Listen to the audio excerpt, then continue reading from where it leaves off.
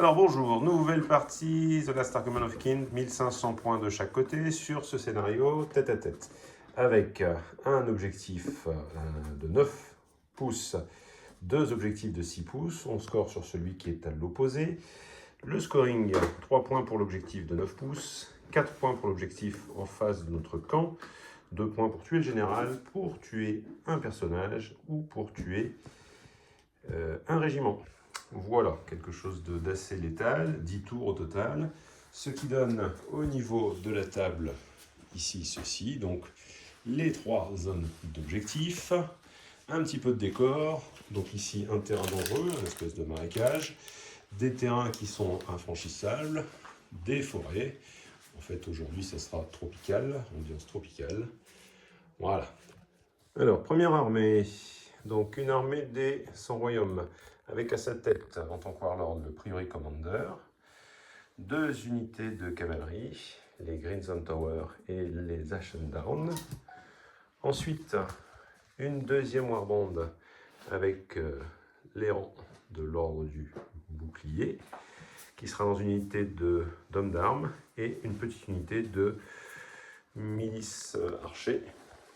Enfin, un noble lord, qui est donc le deuxième entre guillemets général de l'armée, ici donc avec sa suprématie possible également, qui est dans une unité de Household Knights. Il y a également des Mounted Squires et des arbalétriers. Voilà. Alors, voici donc l'armée de mon adversaire, avec à sa tête le Tempered Steel Shaper, qui sera associé à une unité de Magna Forge, également unité de Steel Forge. Dans une deuxième warband, l'Ancestor avec des Warden et des Lost.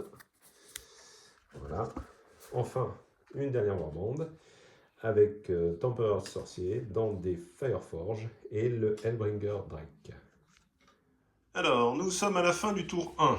Alors, mon adversaire n'a pas de léger, voilà.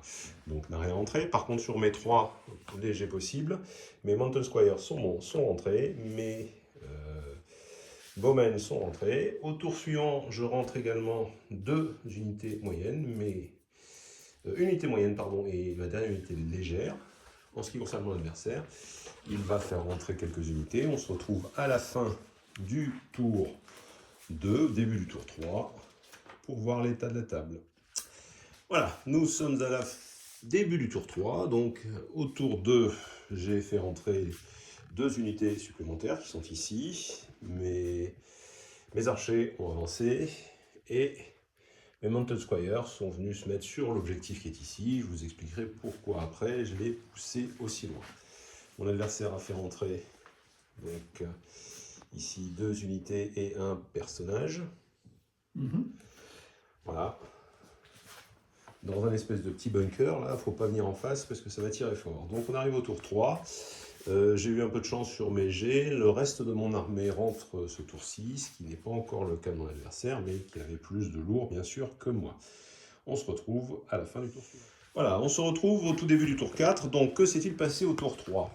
Plus de troupes ont avancé, plus de troupes se sont mises en position. On a eu un tir qui a fait 2 PV depuis le Drake qui est là-bas. J'ai fait 2 PV depuis mes miliciens Bowman, c'était inespéré, sur les Lost. Ensuite sont arrivées les cavaleries lourdes et moyennes derrière. Et j'ai chargé l'unité qu'on m'a présentée en face, ici, en détruisant un des Steel Forge. Alors évidemment, bon, ça va mal se passer après pour les Mounted Squires, il y a de fortes chances, mais pendant ce temps-là, je permets à mes unités d'avancer et donc de l'empêcher de venir scorer sur cet objectif qui vaut des points. Voilà, donc la suprématie, je l'ai gagnée ici pour le début de ce tour 3, qui va commencer avec les Mercenary Crossbowmen. Fin du tour numéro 4, début du tour 5. Alors les choses ont un peu évolué, il y a eu quelques corps à corps. Celui-ci, sur une charge ratée des Warden, les hommes d'armes ont chargé. Bon, ils étaient déjà pas mal amoindris par les tirs, hein. Il n'a pas beaucoup tiré dessus. Derrière, ça reste en stand-by. Ici, les Ashen Down sont passés devant et les Lost sont venus les bloquer. Sont arrivés en fin de tour la dernière unité des Dwegom. Ici, évidemment, mes Mounted Squire n'ont pas résisté, c'était normal. Bon, ils ont fait une attaque très mauvaise. Derrière, ils ont été balayés, mais ils ont bien joué leur rôle en bloquant de leur côté l'ennemi. Résultat, donc on entame le tour 5 avec un 6-2. Alors, nous voici au début du tour 6. Donc, que s'est-il passé? Eh bien, ici, extermination de cette partie-là. J'ai commencé, donc c'est moi qui ai d'abord détruit son unité, mais après, j'ai pas résisté à la magie. Ensuite, ici, les Order of Ashendown, pardon, ont été très résistants face aux Lost au niveau de l'attaque. Par contre, derrière, ils les ont exterminés. Et après, par rapport au tir, ici, ils en ont perdu un ennemi. De ce côté, marche et charge des Steel Forge qui n'a pas été suivi d'effet. Un est tombé derrière. Et on s'apprête à démarrer le tour 6 en étant à 12-6, sachant que l'écart de points en ma faveur est uniquement dû aux objectifs. Sinon, on a autant de destruction. Alors, nous allons commencer le tour 7. Ce tour-ci, quelques combats supplémentaires. Ici, extermination d'une unité. C'est la seule qui a été perdue. Cette unité-là a tenté de charger, mais comme elle était broken, elle a d'abord dû se débroquer, elle était trop loin. Ici, perte également de l'unité qui était là. Voilà, en termes de score, nous en sommes à 14-6, début du 7e tour. Voilà, vu depuis l'autre côté. Encore un tour avec pas mal de destruction. Donc ici, extermination de la grosse bébête.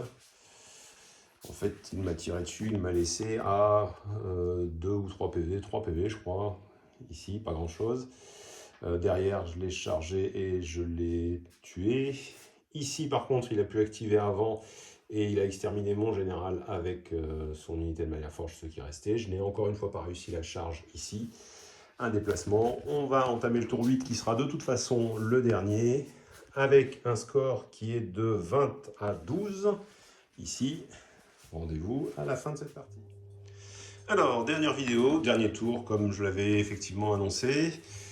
Mon adversaire étant pressé est parti juste derrière, mais de toute façon, le dernier tour s'est soldé par l'extermination des quelques derniers Dwegom, malgré le fait qu'il ait eu l'activation. Il est venu me charger, il n'a pas réussi à faire suffisamment de dégâts. En fait, sa charge, c'était pour mettre de l'aura de mort.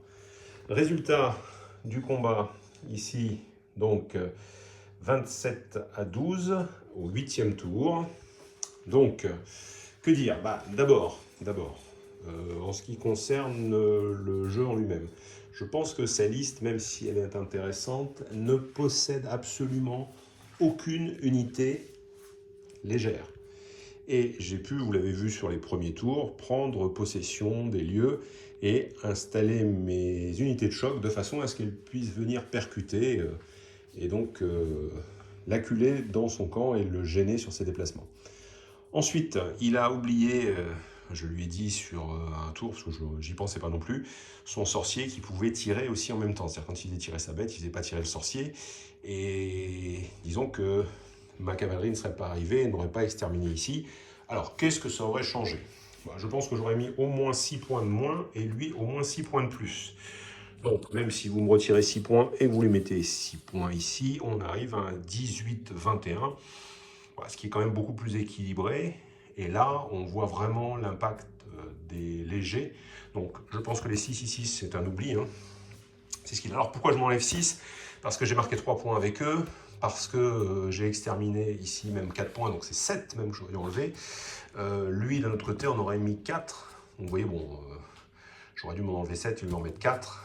Donc, ici, on lui en met 4 et on m'en enlever 7. Là, j'en ai enlevé 6. On arrive à un score, on va y arriver, évidemment je suis dessus, donc de 20 à 16. Donc 20 à 16, encore une fois, c'est beaucoup plus serré. Et là, maintenant, on retrouve le problème de léger au départ. Sinon, la partie était très intéressante. J'aime pas mal ce scénario puisqu'on allie à la fois de la destruction et de la possession d'objectifs. J'étais pas convaincu, mais j'adore les nouveaux objectifs. Ils sont vraiment très sympas, assez fins, ils ne glissent pas, on peut facilement mettre les personnages dessus. C'est plus pratique finalement que les mousepads, hein, ceux que j'avais avant, et surtout sur les vidéos, on les voit très très bien. Hein, sur du verre, ils ressortent très bien et ça donne un rendu très sympathique. Merci beaucoup Rio, il comprendra l'allusion. Voilà. Voilà, bah écoutez, j'espère que vous avez apprécié cette vidéo, cette nouvelle façon de monter, de regarder, ce qui permet d'avoir une vidéo plus courte. Alors évidemment, vous n'avez pas tous les aléas et tous les lancers de dés. Oh, rien à dire de particulier, ça a été relativement normal, bon, pas vraiment de très gros craquages. Quand il y a eu un craquage, c'était sur les jets d'attaque, mais de toute façon, avec comment dire, la figurine meurt sur les jets d'attaque, elle serait morte avec les jets de défense derrière, avec les jets de morale derrière, pardon. Donc ça n'a pas vraiment pesé dans cette partie. Voilà, merci, au revoir.